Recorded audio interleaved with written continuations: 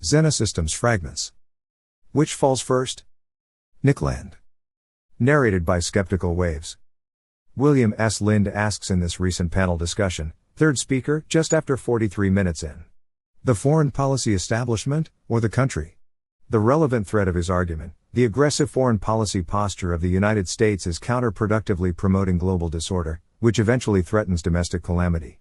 When the U.S. fights a foreign state, Lind argues, it advances the chaotic forces of the fourth generation, a more formidable opponent than even the most obdurately non-compliant state is able to be. America's offensive grand strategy, tied to a high level of concern for the internal political arrangements of foreign countries, is sowing dragon's teeth. Neo has been coaxing NRX onto a path of broadened geopolitical scope. There is an unavoidable irony here.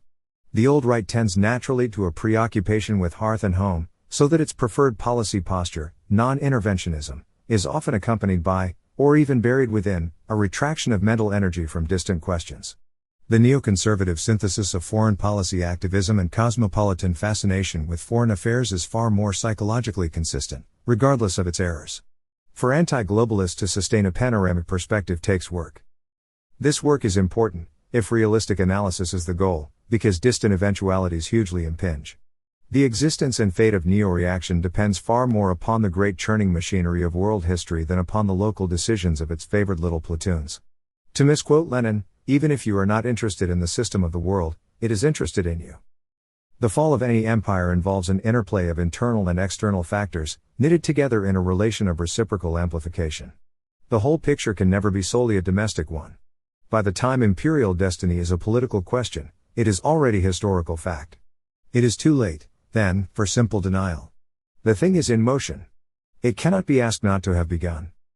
Consider only the most basic geopolitical structure of modernity, an Atlantean world order consolidated, in succession, by the hegemonic maritime commercial republics of the United Provinces, the United Kingdom, and the United States. Even from this core narrative, much is already starkly evident. Modernity rests upon concrete foundations of world power. Global dominion has a distinctive ideological and cultural skew. The hegemonic role, and even, at its most abstract, culture, is more stable, and intrinsically determinate, than the supremacy of any specific power, which waxes and wanes over a shorter period. The role of the modern hegemon is an autonomous office with its own continuous tradition.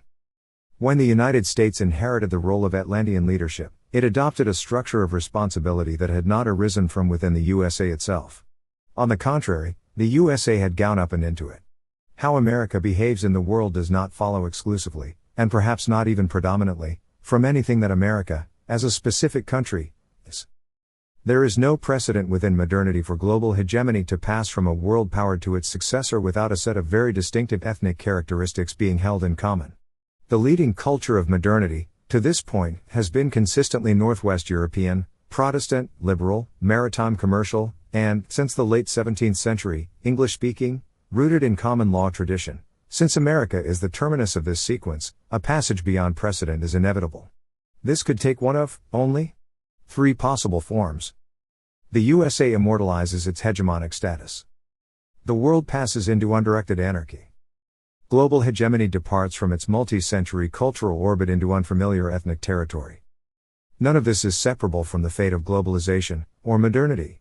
However attractive it may be, the idea that America, in particular, has any purely domestic cultural, ideological, or political options of significance is untenable. What happens to America happens, immediately, to the order of the world. Furthermore, geopolitical history has reached the edge of modern precedent. There is no one to whom the torch of global leadership can be passed in keeping with the inner tradition of modern torch-passing ritual. In this very definite sense, modernity as it has been known reaches its end. This no doubt accounts for the underlying tone of mounting hysteria which accompanies America's increasingly disjointed behavior upon the global stage. It is an eventuality foretold in Miltonic prophecy, an encounter with the palpable obscure.